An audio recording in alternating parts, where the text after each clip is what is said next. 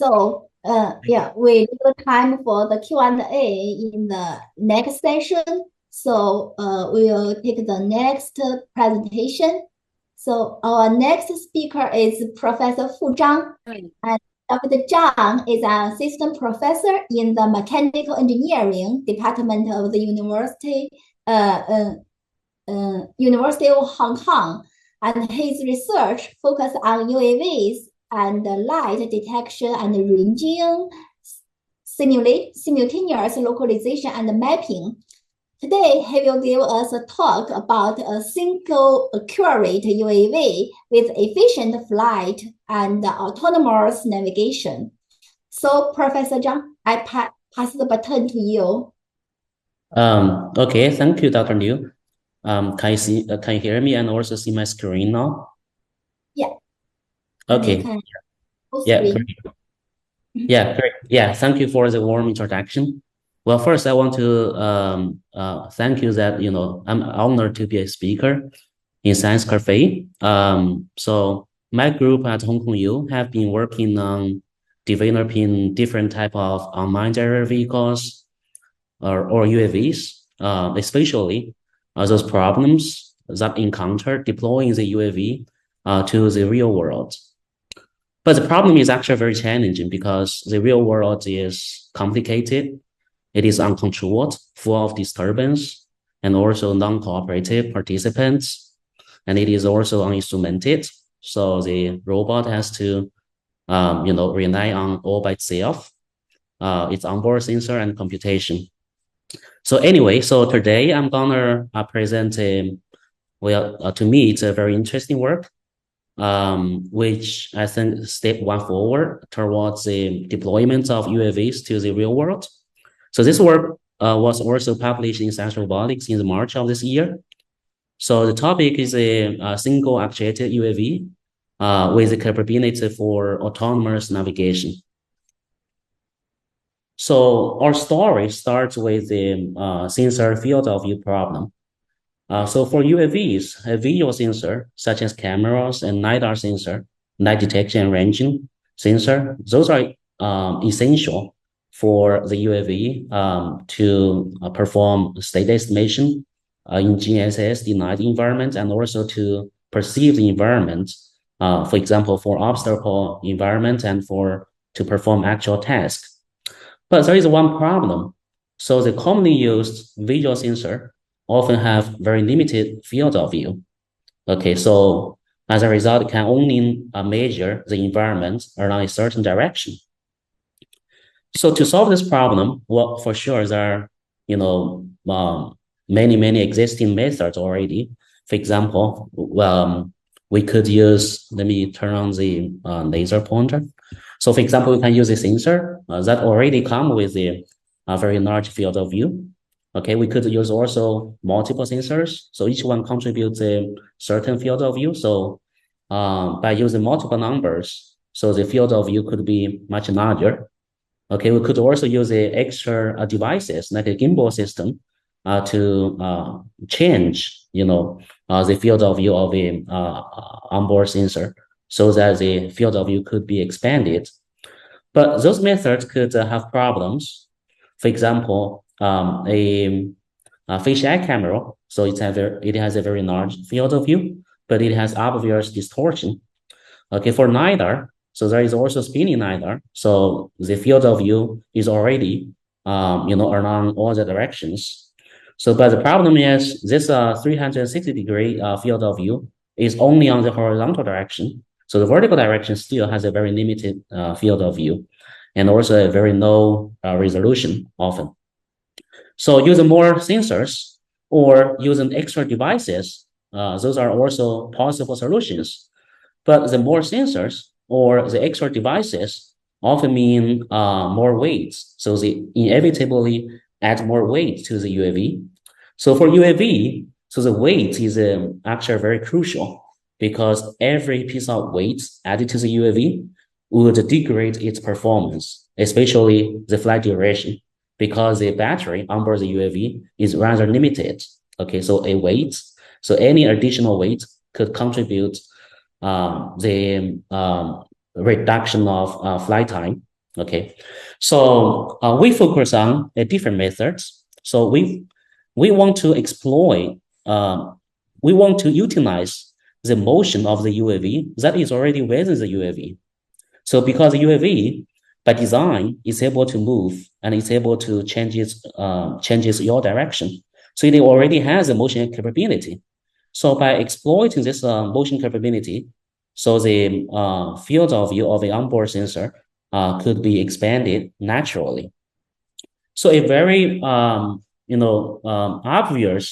motion that is capable by UAV is a self-rotation, right? So if the UAV can rotate by itself, then the sensor field of view could be expanded around all directions. Okay, so this concept is very similar to the UAV that we could find. Sorry, let me. So it's very similar to the concept, that already presented in the movie Prometheus. So we have seen a self-rotating UAV that can explore a tunnel autonomously. Well, that's what's happening in the science fiction, but in the reality, the implementation of a self-rotating UAV could be quite different.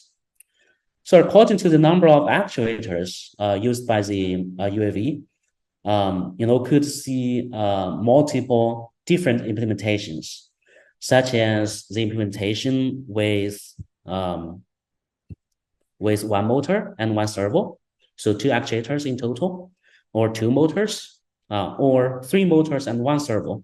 Okay, so those are the self-rotating UAVs with multiple actuators. And there are also UAVs that could rotate by itself, but with only one actuator. So for example, the one with a single motor, which is installed in the center. And this one is also has only one motor, but much smaller in size. And mono spinner has one motor, which is installed at the sides of the UAV. And also one motor, the work number 4, and one servo is the work number 5.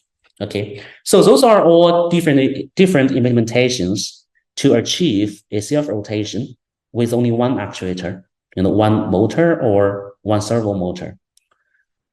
So some of them, for example, the first 2, so they can only control the altitude, but not the attitude, because the attitudes are simply passively stabilized, so without any active control. So the lack of control of attitude means that we cannot control the position, the horizontal position of the UAV. So the last work, the work number 5. So on the other hand, so it's able to control the attitude, but not the altitude, because the one servo motor can only steer the UAV into different horizontal positions, but the whole flight is on power flights. So that means the altitude is constantly descending. So from a given position, a given altitude, so it's constantly descending all the way to the ground. So the middle 2, the mono spinner and work number 4, so those 2 implementations did achieve, both attitude control and altitude control. So that means the full 3-dimensional position can be controlled. So compared with the multiple actuator implementation, well, the single actuator implementation is quite, advantageous. So for example, it utilizes only one actuator, which is also the minimum number of actuator for a power flight. So for a power flight, so in order to provide power, so the one actuator should be the minimal one. So we could not use 0 actuator, right? So in that case, it would not be a power flight.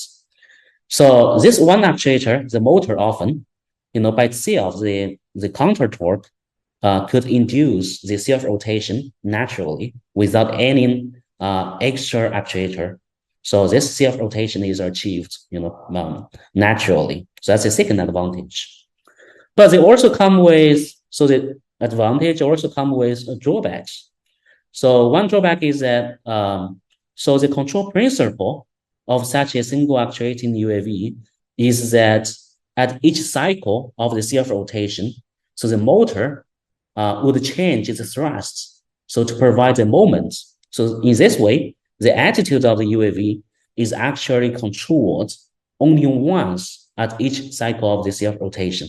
Since the self-rotation is often at a rather low frequency, a few hertz, so such a low control rate of the attitude would limit the bandwidth that can be achieved. So the limited bandwidth on the attitude control, in return, limits the bandwidth of the precision control. So as a result, the precision is very hard to be precisely controlled. Okay, so that's one drawback. So the other drawback is, so as you can see from the shape of this kind of UAV, so the motor is installed on the side of the UAV, and the rest of the UAV, so it's actually a very spatial shape, because this spatial shape is required because it requires a very sophisticated weight distribution to trim the system, because the system is highly unstable. So a sophisticated weight distribution is necessary to trim the overall system. So this dedicated weight distribution would make the the payload very difficult to be carried on the UAV. So we cannot install the UAV. We cannot install the payload, for example, in the center of the UAV, because that will destroy the trim condition of the whole UAV. So as a result, carrying extra payloads is very difficult. Okay. So the other drawback is that, so due to the self-rotation, so if we install a sensor on board the UAV, for example, a video sensor like a camera, for the state estimation, then it would have a very difficult problem. The problem is that the self-rotation would have a very rapid field of view change. So this rapid self-motion would cause image blur and also a very small overlap between two consecutive camera images. So this will make the onboard state estimation and also mapping very challenging. Okay, so the challenge in the mapping also makes the autonomous flight based on its onboard sensor and computing units rather challenging.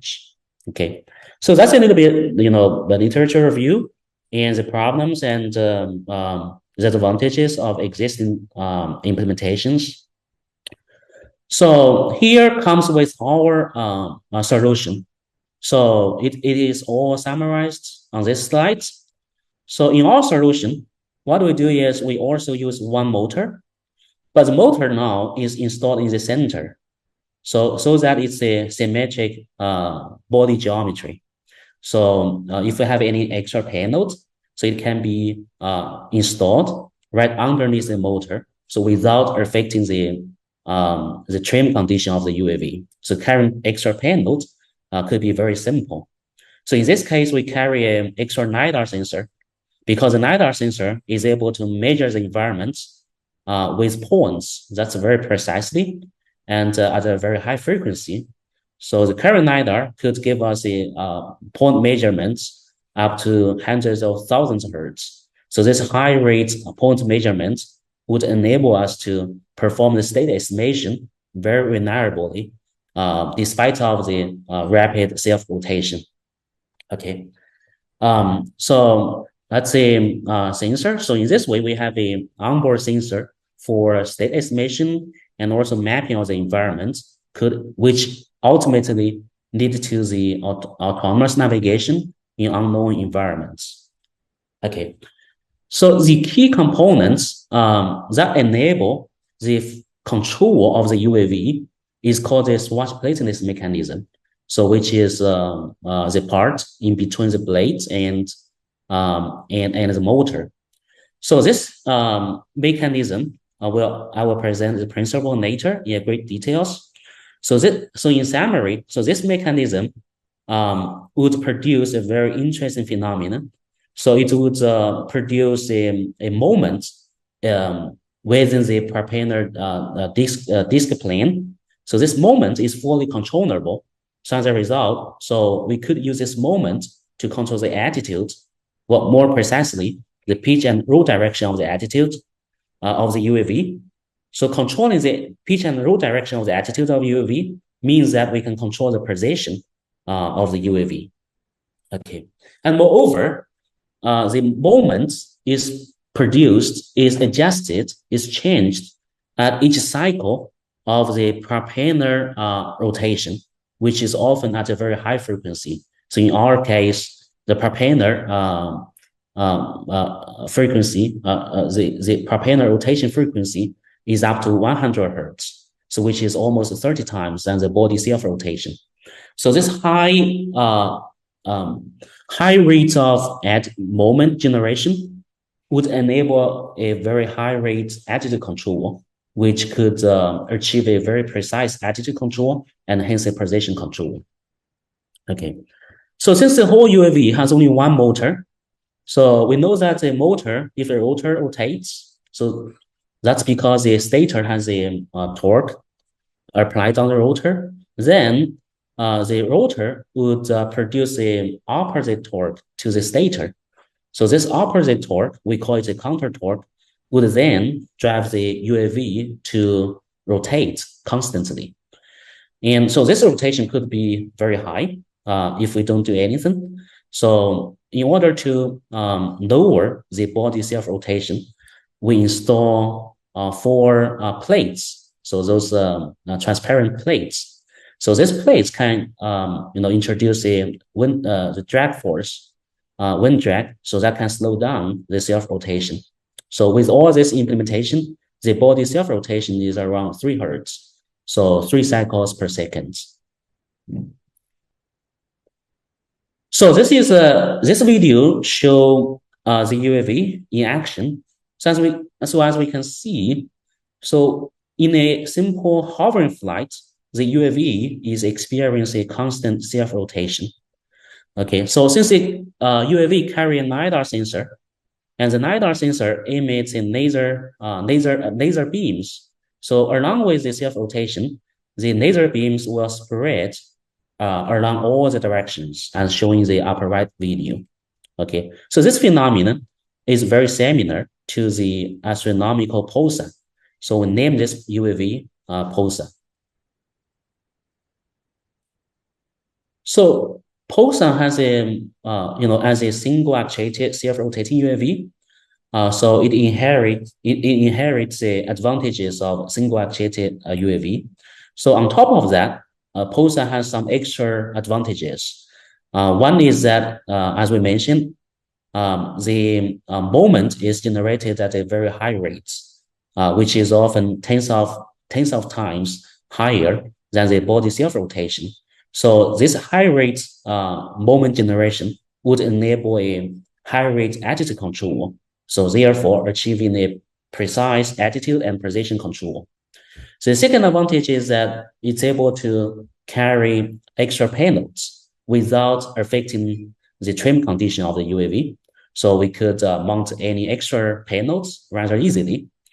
So in this case, we mount a LiDAR sensor, so which gives the UAV the mapping ability, which is essential for autonomous flights. So when compare PULSAR with all self-rotating UAV, so we can see that PULSAR has achieved power flights with only one actuator, and this one actuator would enable it to achieve a controllable 3-dimensional motion in our space. Okay, and it has onboard localization capability enabled by its onboard LiDAR sensor, and it also has a capability for autonomous navigation. Okay, and finally, it could achieve a precise attitude and position control. So as we mentioned, the key components in PULSAR is a swatch plated mechanism. So this mechanism essentially consists of 2 asymmetric hinges. These hinges are passive. requiring no actuation at all.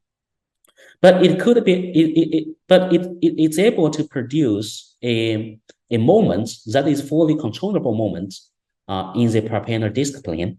So this conventionally was achieved by a swatch plate mechanism that was widely found in helicopters.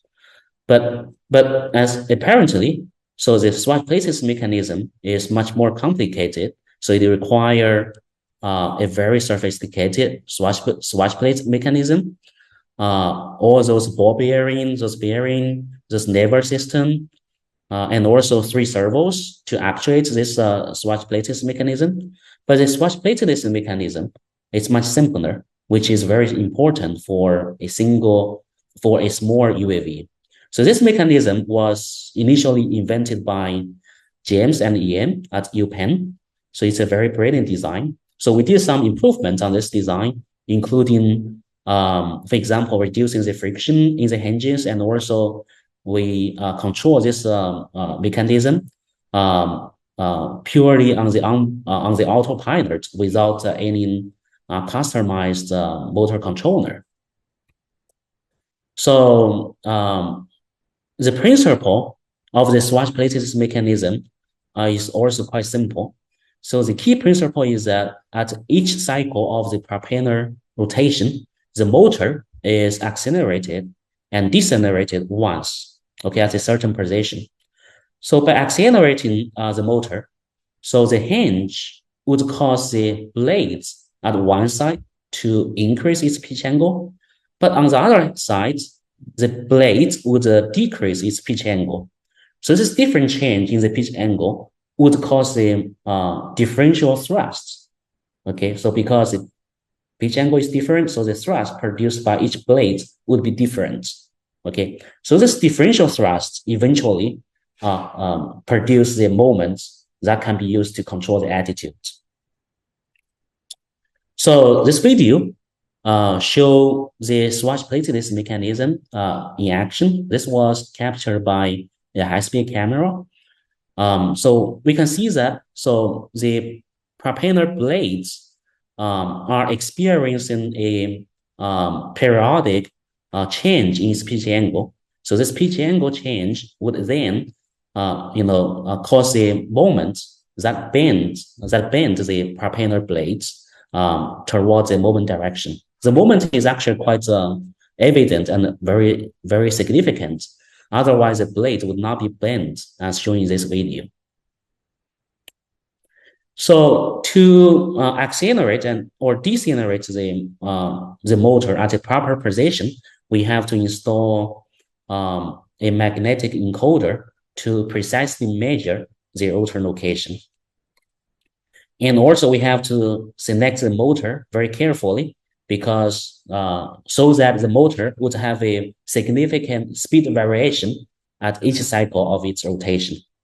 So eventually we performed the analysis, and the results show that a motor with a moderate kV value is very important.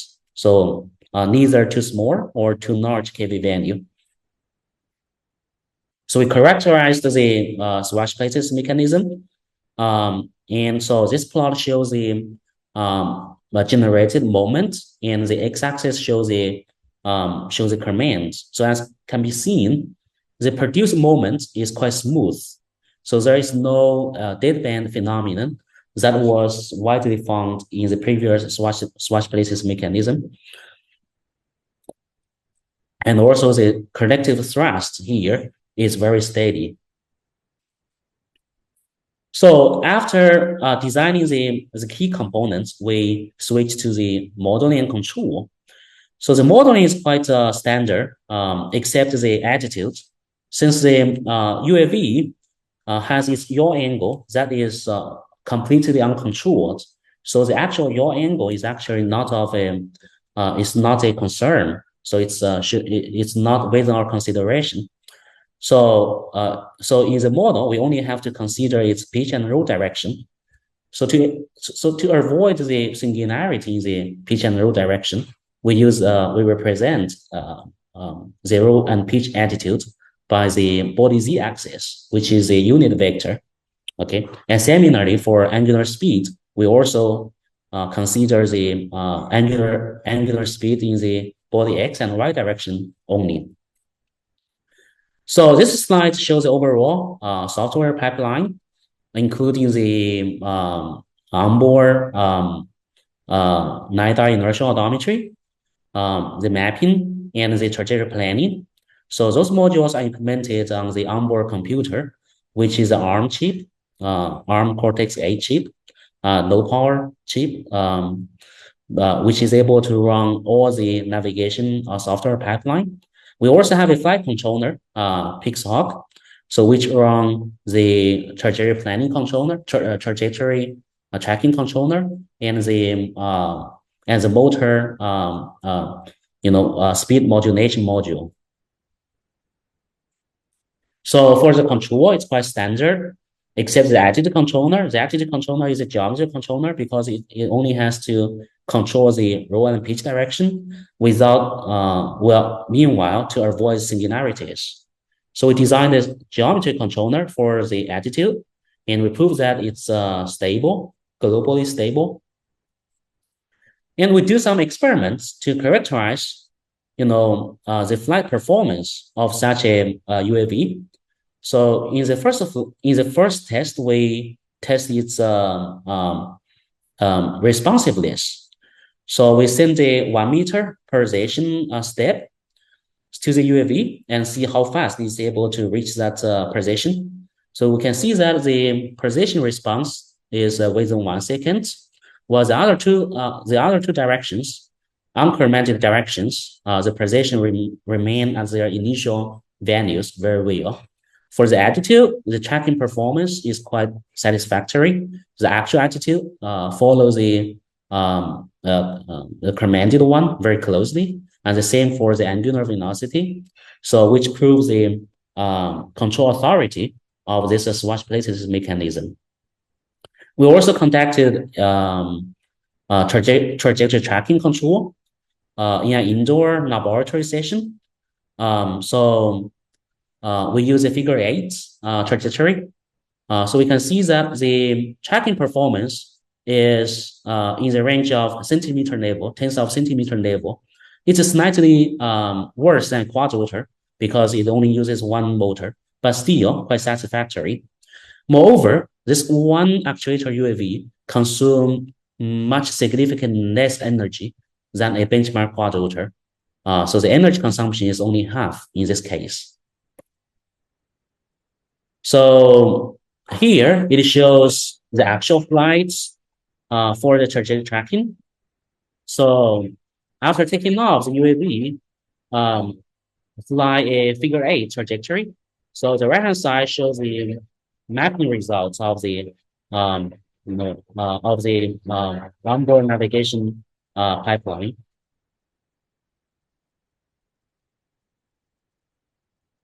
Okay, so we also analyzed the efficiency. We found that the efficiency of a single bigger propeller is actually higher than 4 smaller propeller, even though they have the same disk area. Although in principle they are the same, but in practice we enumerated many practical propellers. We found that a single bigger propeller is actually more efficient. And also compare the propeller with motor, and also in the context of a complete UAV, and also in actual flights. And they all suggest the efficiency improvement in the single actuator UAV. And finally, we compare with the commercial UAV.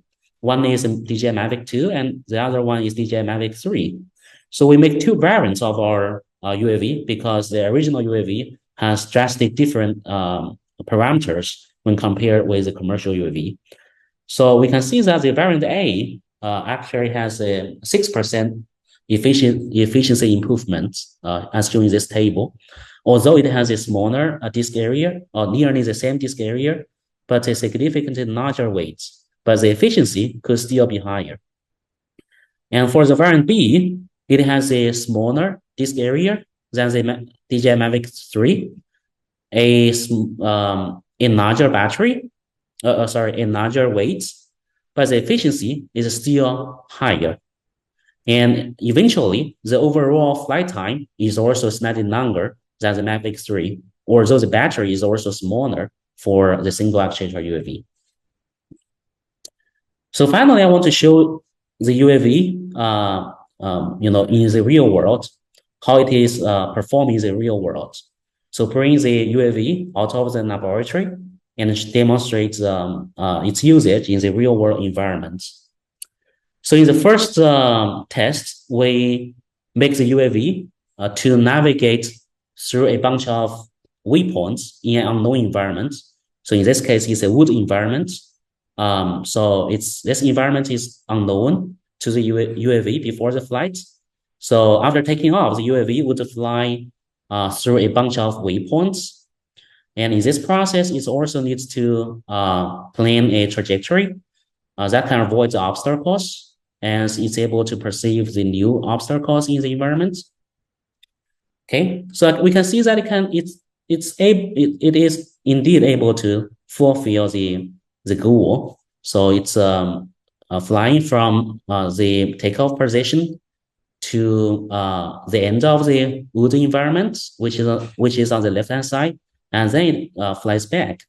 So in this whole process, all the computations are happening on the onboard computer. So this could also be done at night because of the use of a LiDAR sensor. So it's able to overcome the dark environment because it's a passive sensor. So due to the expanded field of view, so the UAV is able to perceive the obstacles from all different directions. So in this experiment, we test this phenomenon exactly. So we toss the object into the UAV from different directions, and in all cases, the UAV is able to avoid them safely. And finally, we conduct an experiment in a natural environment, in a cave. This is a construction site somewhere in Hong Kong. So the UAV take off from a pad placed on the ground. Then it flies a short trajectory towards the track in front of it, and then it flies back. So in this whole process, we can clearly see the LiDAR point cloud is being constantly rotated. And in this process, the UAV is able to measure the environment with a much more, so the field of view sense is expanded, so we can obtain a more complete observation of the environment. So it gives us a more complete mapping of the environment, which could be quite useful for the subsequent applications. Okay, that's pretty much all my presentation. And at last, I want to thank all the students involved in this work.